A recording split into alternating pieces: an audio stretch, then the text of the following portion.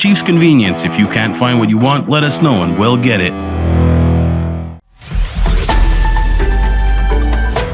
When we did put out that press release, indeed, we were seeing a huge influx in requests for services. So for counseling, kind of more specifically.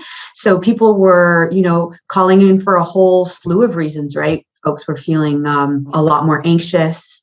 We saw a lot of people who had depressive symptoms. Unfortunately, we got a lot of calls about, suicide ideation.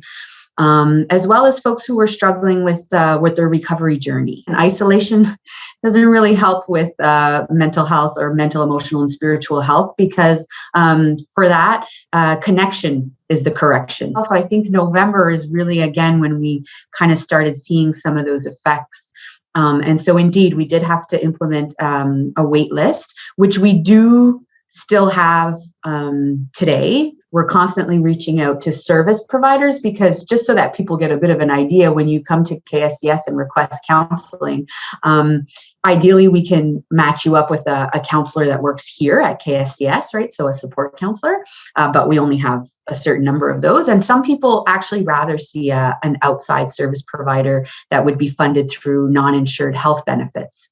So that's if you will go out to see a psychologist perhaps, or, something like that. And so we have a huge number of service providers actually that we can, assign clients to, but they're full. We have a vetting process. We want to make sure folks are seeing people like quality professionals. So that's why it can take a little while. So it's the Wellness Action Team. We continue to meet either every 2 weeks or monthly. And just yesterday, I actually presented a communications plan or communications campaign that we developed at the Wellness Action Team to get the message out even more to the community about the effects of the pandemic on everyone's mental, emotional, and spiritual health and what we can do about it.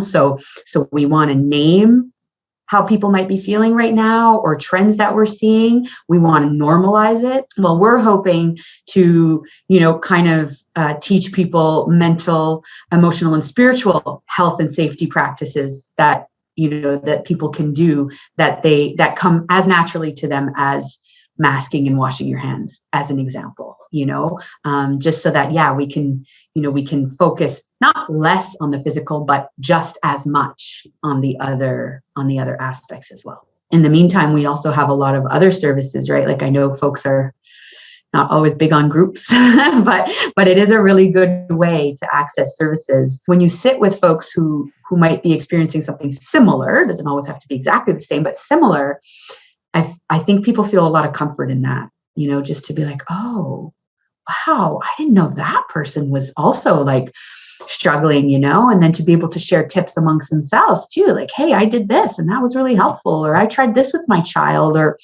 I'm in this grieving process and this is how I helped myself. And there really is a dynamic that works well in a group. What I'd really like to relay is to stay tuned.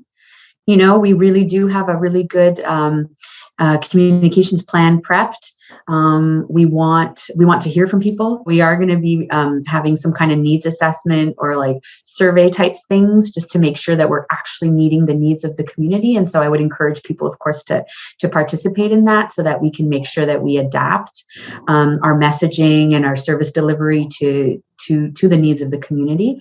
And to just stay tuned for all the different initiatives and tips and tools and tricks that we're going to put out to folks. And we know that this can be a really difficult time, and it can also be scary because we've been told for so long to not do certain things, and now things are opening, and should I and shouldn't I? And it's just really confusing to people, and we're aware of that, and we want to make sure to speak that and to name it and to tell the truth so that people can recognize themselves in that and know where to go and what to do when they are struggling.